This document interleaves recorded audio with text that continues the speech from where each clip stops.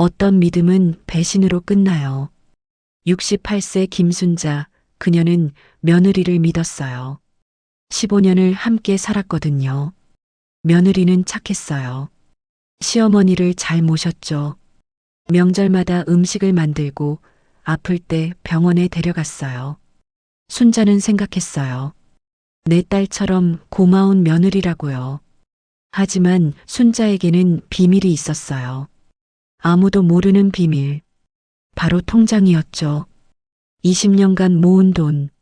남편이 남긴 보험금과 집 한 채 판 돈. 3억이었어요. 아들도 몰랐죠. 며느리도 몰랐어요. 순자는 조용히 살았어요. 검소하게, 아무도 모르게. 그러던 어느 날이었어요. 며느리가 말했어요. 어머니, 요즘 보이스피싱 많다며 걱정스러운 표정으로요. 통장 제가 관리해 드릴게요. 안전하게요. 순자는 망설였어요. 하지만 며느리의 눈빛이 진심처럼 보였죠. 15년을 함께 산 가족이었으니까요. 순자는 통장을 건넸어요. 비밀번호도 알려줬죠. 며느리는 웃으며 말했어요. 걱정 마세요, 어머니. 제가 잘 지킬게요. 그날 이후 3개월이 지났어요. 순자는 통장을 확인하고 싶었죠. 며느리에게 말했어요. 통장 좀 보자. 얼마나 남았는지 확인하고 싶다고요. 며느리는 대답했어요. 어머니, 지금 은행 업무 시간 끝났어요. 내일 보여드릴게요. 다음 날도 그 다음 날도 똑같았어요. 바쁘다는 핑계, 나중에 보여준다는 약속. 순자는 불안했어요. 뭔가 잘못됐다는 느낌이 들었죠. 결국 순자는 혼자 은행에 갔어요. 창구 직원이 물었어요. 통장을 분실하셨나요? 순자는 고개를 저었어요. 며느리가 가지고 있어요. 잔액만 확인하고 싶다고요. 직원이 컴퓨터를 확인했어요. 그리고 말했죠. 김순자님 계좌 잔액 15만 3천 원입니다. 순자는 귀를 의심했어요. 3억이 15만 원? 직원이 설명했어요. 3개월 전부터 계속 출금됐어요. 한 번에 몇백만 원씩 여러 번이요. 순자는 의자에 주저앉았어요. 며느리가, 그렇게 착하던 며느리가. 하지만 그건 시작에 불과했어요. 김순자의 하루는 며느리와 함께 시작됐어요. 아침 7시 며느리 현주가 방문을 두드렸죠. 어머니, 일어나셨어요? 아침 차려드릴게요. 순자는 고마웠어요. 며느리가 이렇게 잘해주는데 뭐가 더 필요하겠어요. 식탁에 앉았어요. 현주가 준비한 아침상이었죠. 된장찌개, 김치, 계란말이. 정성스러웠어요. 현주는 웃으며 말했어요. 많이 드세요, 어머니. 건강하셔야 해요. 순자는 밥을 먹으며 생각했어요. 참 착한 며느리를 뒀구나. 15년 전 아들이 현주를 데려왔을 때가 생각났어요. 현주는 수줍게 인사했죠. 어머니, 잘 부탁드려요. 순자는 마음에 들었어요. 예의 바르고 말투도 곱고 무엇보다 아들을 사랑하는 게 보였거든요. 결혼식을 올렸어요. 같은 집에서 살기 시작했죠. 처음엔 어색했어요. 시어머니와 며느리, 누구나 그렇듯이요. 하지만 현주는 달랐어요. 명절 음식을 먼저 준비했어요. 청소도 말없이 했죠. 순자가 아플 때는 병원에 데려갔어요. 약도 챙겨줬고요. 5년이 지나자 순자는 생각했어요. 내 딸 같은 며느리라고요. 10년이 지나자 확신했죠. 이보다 좋은 며느리는 없다고요. 남편이 돌아가신 건 3년 전이었어요. 갑작스러운 심장마비였죠. 순자는 무너졌어요.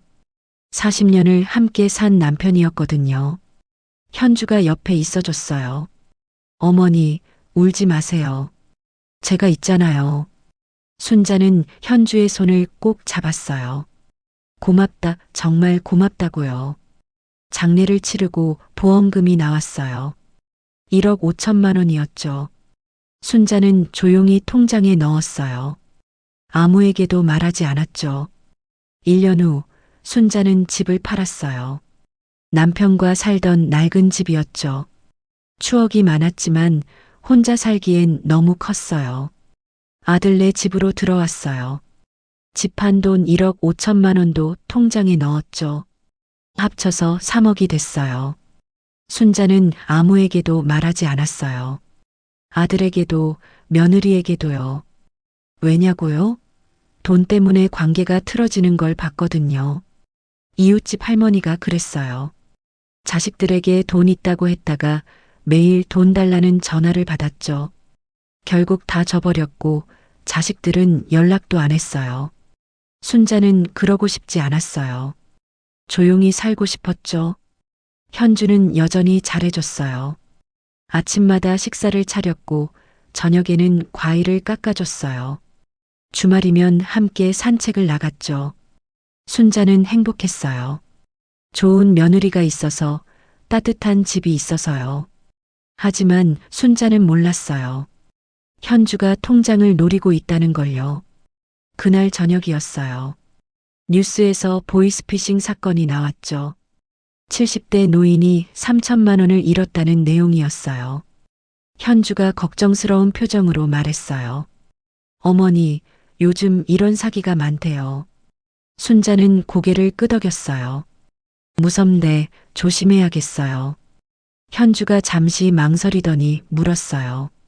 어머니, 혹시 통장 있으세요? 순자는 깜짝 놀랐어요. 갑작스러운 질문이었거든요. 왜 그러니? 현주가 웃으며 말했어요. 아니에요. 그냥 혹시나 해서요. 요즘 이런 사기가 많으니까 제가 관리해드리면 안전할 것 같아서요. 순자는 망설였어요. 15년을 함께 산 며느리였지만 통장을 주는 건 다른 문제였죠. 현주가 다시 말했어요. 어머니, 저 어머니 딸이잖아요. 제가 어머니 돈을 어떻게 하겠어요. 그냥 안전하게 보관만 해드리는 거예요. 순자는 생각했어요. 그래, 며느리를 믿어야지. 15년을 함께 살았는데 딸 같은 며느리인데요. 며칠 후 순자는 결심했어요. 통장을 건네기로요. 월요일 아침이었어요. 순자는 현주를 불렀죠. 현주야, 잠깐 이리 와봐. 현주가 거실로 왔어요. 왜요, 어머니? 순자는 서랍을 열었어요. 통장을 꺼냈죠. 이거 내가 관리해 줄래? 현주의 눈이 반짝였어요. 어머니, 진짜요? 순자는 고개를 끄덕였어요. 그래, 내가 딸이나 마찬가지니까. 현주는 통장을 받았어요. 손이 약간 떨렸죠. 어머니, 비밀번호는요? 순자는 적어줬어요. 825, 남편 생일이었죠. 현주가 말했어요. 어머니, 걱정 마세요. 제가 정말 잘 지킬게요. 아무 일도 안 생기게요. 순자는 안심했어요. 며느리를 믿었거든요. 현주는 방으로 돌아갔어요. 문을 닫고 통장을 펼쳤죠. 잔액을 확인했어요. 3억 782만 원. 현주의 입꼬리가 올라갔어요. 드디어 내 거야. 현주는 오래 기다렸어요. 15년을 참았죠. 시어머니를 모시며 웃으며 착한 며느리 역할을 하면서요. 사실 현주는 처음부터 계획했어요. 시어머니한테 돈이 있을 거라고 생각했죠. 남편 보험금, 집 한 돈. 분명 숨겨둔 게 있을 거라고요. 그래서 잘해줬어요. 아침마다 밥을 차리고 명절마다 음식을 만들고 아플 때 병원에 데려가고요. 모든 게 계획이었어요. 시어머니의 신뢰를 얻기 위한 투자였죠. 그리고 드디어 성공했어요. 통장을 손에 넣었거든요. 현주는 곧바로 계획을 세웠어요. 한 번에 다 빼면 의심받아요. 조금씩 천천히 빼야 해요. 그래야 들키지 않죠. 다음 날 현주는 은행에 갔어요. 500만 원을 인출했죠. 창구 직원이 물었어요. 본인 확인 좀 할게요. 현주는 통장과 신분증을 내밀었어요. 제 시어머니 통장이에요. 제가 대리 인출하는 거예요. 직원이 전화로 확인하려고 했어요. 현주가 웃으며 말했죠. 어머니는 귀가 어두우셔서 전화 잘 못 받으세요. 제가 모시고 사는데 괜찮을 거예요. 직원은 망설였지만 돈을 내줬어요. 법적으로 문제는 없었거든요. 가족이니까요. 현주는 500만 원을 받아 나왔어요. 가슴이 두근거렸죠. 첫 번째 성공이었어요. 일주일 후 또 갔어요. 이번엔 700만 원을 뺐죠. 직원이 이번엔 물어보지 않았어요. 2주 후 1000만 원을 뺐어요. 한 달 후 또 1000만 원을 뺐죠. 현주는 조심스럽게 움직였어요. 너무 자주 가면 의심받으니까 간격을 두고 빼냈죠. 3개월 동안 총 2억 8천만 원을 빼냈어요. 그 돈으로 뭘 했냐고요? 주식에 투자했어요. 실패했죠. 명품 가방을 샀어요. 10개나요 여행을 갔어요. 남편 몰래 친구들과 제주도로요. 빚을 갚았어요. 카드빚 5천만 원이 있었거든요. 모든 게 현주 명의로 바뀌었어요. 순자는 몰랐어요. 며느리가 매주 은행에 간다는 걸요. 현주는 여전히 착한 며느리였거든요. 아침마다 식사를 차렸고 웃으며 말했어요. 어머니, 오늘 날씨 좋네요. 산책 나가실래요? 순자는 행복했어요. 며느리가 이렇게 잘해주는데 뭐가 더 필요하겠어요. 하지만 순자는 가끔 궁금했어요. 통장이 어떻게 됐을까? 잔액이 얼마나 남았을까요? 어느 날 저녁 순자가 말했어요. 현주야, 통장 좀 볼 수 있을까? 얼마나 남았는지 확인하고 싶어서. 현주는 당황했어요. 하지만 티 내지 않았죠. 어머니, 지금 은행 업무 시간 끝났어요. 내일 보여드릴게요. 순자는 고개를 끄덕였어요. 그래, 내일. 다음 날 순자가 다시 물었어요. 통장 좀 보자. 현주가 또 핑계를 댔죠. 어머니, 제가 오늘 너무 바빠서요. 모레 꼭 보여드릴게요. 순자는 이상했어요. 왜 계속 미루는 걸까요? 며칠 후 또 물었어요. 통장? 현주는 짜증이 났어요. 표정이 굳었죠. 어머니, 왜 자꾸 그러세요? 제가 잘 관리하고 있다니까요. 걱정 마세요. 순자는 뭔가 이상했어요. 며느리 목소리가 차갑게 느껴졌거든요. 그날 밤 순자는 잠을 못 잤어요. 불안했죠. 다음 날 아침 현주가 나가자마자 순자는 결심했어요. 혼자 은행에 가기로요. 화요일 오전 10시 순자는 은행에 갔어요. 손이 떨렸죠. 왜인지 불안했거든요. 창구에 앉았어요. 직원이 웃으며 물었죠. 어떻게 오셨어요? 순자는 말했어요. 제 통장 잔액 좀 확인하고 싶어요. 직원이 물었어요. 통장 가져오셨어요? 순자는 고개를 저었어요. 며느리가 가지고 있어요. 그냥 잔액만 확인하고 싶어요. 직원이 신분증을 확인했어요. 컴퓨터를 두드렸죠. 김순자님 맞으시죠? 네. 계좌 확인해 드릴게요. 잠시만요. 순자는 기다렸어요. 가슴이 두근거렸죠. 직원이 화면을 보더니 이상한 표정을 지었어요. 김순자님 계좌. 직원은 잠시 망설였어요. 잔액이 15만 3,420원입니다. 순자는 귀를 의심했어요. 뭐라고요? 15만 원이요? 직원이 다시 확인했어요. 네, 맞습니다. 15만 3,420원이에요. 순자의 머리가 하얘졌어요. 3억이 15만 원? 말도 안 돼요. 순자가 떨리는 목소리로 물었어요. 언제 빠져나갔어요? 직원이 거래 내역을 확인했죠. 3개월 전부터요. 계속 출금됐어요. 화면을 돌려 보여줬어요. 순자는 눈을 크게 떴어요. 3개월 전 6월 15일 500만 원 출금. 6월 22일 700만 원 출금. 7월 3일 1000만 원 출금. 7월 17일 1000만 원 출금. 계속. 총 2억 8천만 원이 빠져나갔어요. 순자는 손이 떨렸어요. 화면이 흐려졌죠. 눈물이 났거든요. 누가 했어요? 직원이 조심스럽게 말했어요. 대리 인출이에요. 가족분이 하신 것 같은데요. 순자는 알았어요. 며느리였어요. 현주가 한 거였죠. 순자는 의자에서 일어섰어요. 비틀거렸어요. 직원이 놀라며 부축했죠. 할머니, 괜찮으세요? 순자는 고개를 저었어요. 괜찮지 않았거든요. 택시를 타고 집으로 돌아왔어요. 머릿속이 복잡했죠. 15년을 함께 살았어요. 딸처럼 여겼어요. 믿었어요. 근데 이럴 수가 있어요? 집에 도착했어요.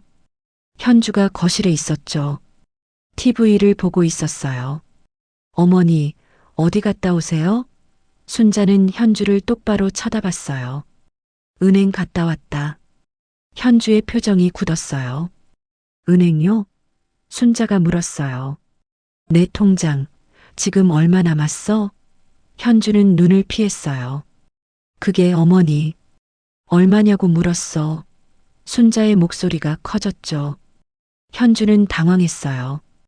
그건 제가 설명할게요. 순자가 소리쳤어요.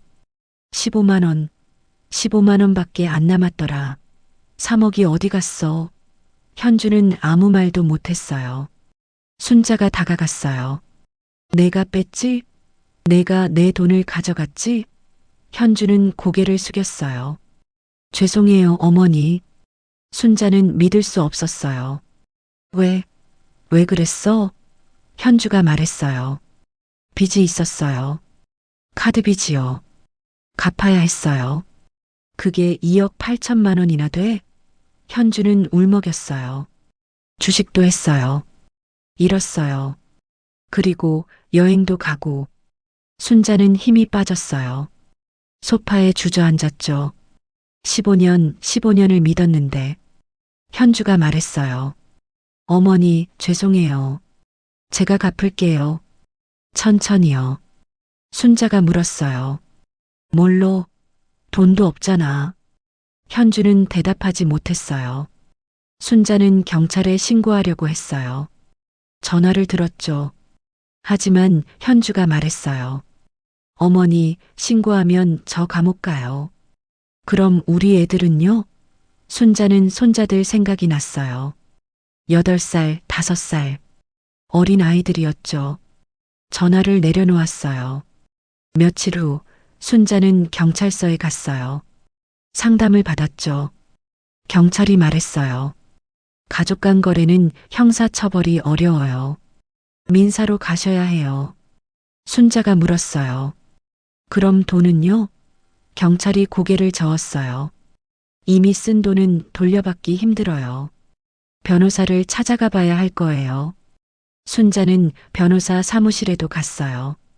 변호사가 말했죠. 소송하시면 이길 수는 있어요. 하지만 며느리한테 돈이 없으면 못 받아요. 게다가 소송 비용도 드는데 최소 500만 원은 필요해요. 순자는 통장에 15만 원밖에 없었어요. 아들에게 말할까 생각했어요. 하지만 아들은 현주 편을 들게 뻔했죠. 결국 순자는 혼자 감당하기로 했어요. 현주는 더 이상 착하지 않았어요. 들켰으니까 숨길 필요가 없었죠. 아침 식사를 안 차렸어요. 방에만 있었어요. 순자가 부르면 짜증을 냈죠. 왜요, 어머니?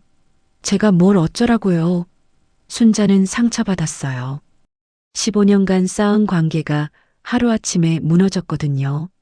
아들 민호는 몰랐어요. 회사 일로 바빴거든요. 순자는 말하지 않았어요. 아들이 힘들어할까 봐요. 하지만 참기 힘들었어요. 어느 날 저녁 민호가 집에 돌아왔어요. 밥상이 안 차려져 있었죠. 엄마, 저녁은요? 순자가 말했어요. 현주가 안 차렸구나. 민호가 현주 방으로 갔어요. 여보, 왜 저녁 안 차렸어? 현주가 퉁명스럽게 말했죠. 나도 힘들어. 알아서 먹어. 민호는 이상했어요. 아내가 평소와 달랐거든요. 엄마한테 물었어요. 엄마, 무슨 일 있어요? 순자는 망설였어요. 그리고 결심했죠. 말해야겠다고요. 민호야, 사실은. 순자는 모든 걸 말했어요. 통장을 준 것, 돈이 사라진 것, 현주가 가져간 것. 민호는 믿을 수 없다는 표정이었어요. 엄마, 진짜예요? 순자는 은행 거래 내역을 보여줬어요. 민호는 종이를 받아들었어요. 손이 떨렸죠.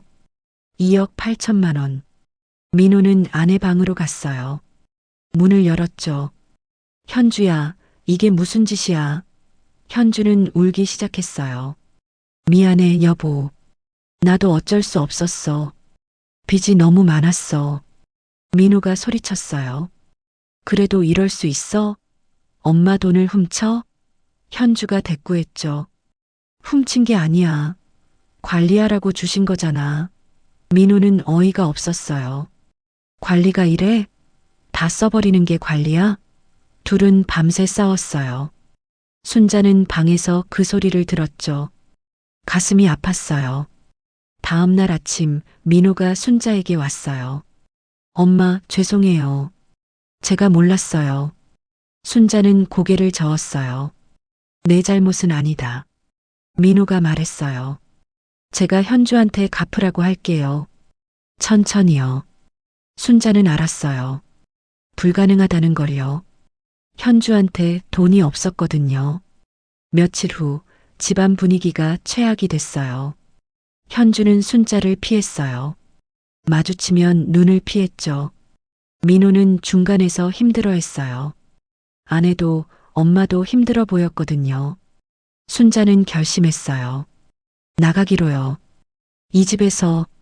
순자는 짐을 쌌어요. 옷 몇 벌, 사진 몇 장. 그게 전부였죠. 민호가 말렸어요. 엄마, 어디 가시려고요? 순자는 웃으며 말했어요. 괜찮아. 내가 나가는 게 나아. 너희는 너희끼리 살아라. 민호는 울었어요. 엄마, 죄송해요. 제 불찰이에요. 순자는 아들을 안았어요. 내 잘못이 아니야. 엄마가 잘못 믿은 거지. 순자는 집을 나왔어요. 작은 원룸을 얻었죠. 월세 40만 원. 통장에 남은 15만 원으로는 한 달도 못 버텼어요. 구청에 가서 기초생활수급을 신청했죠. 담당자가 물었어요. 자녀분은요? 순자는 대답했어요. 있어요. 하지만 도움을 못 받아요. 담당자가 고개를 끄덕였어요. 알겠습니다. 한 달 후 수급자로 지정됐어요. 한 달에 50만 원을 받았죠. 겨우 살 수 있었어요. 순자는 원룸에서 혼자 살았어요. TV도 없었어요. 냉장고에는 김치 몇 조각뿐이었죠. 명절이 왔어요. 추석이었어요. 순자는 혼자 방에 앉아 있었어요. 아들에게서 연락이 없었죠. 현주 때문에 어색했거든요. 순자는 편의점에서 컵라면을 사왔어요. 뜨거운 물을 부었죠. 혼자 먹었어요. 창밖으로 보였어요. 가족들이 모여 명절을 보내는 모습이요. 순자는 커튼을 쳤어요. 한 달이 더 지났어요.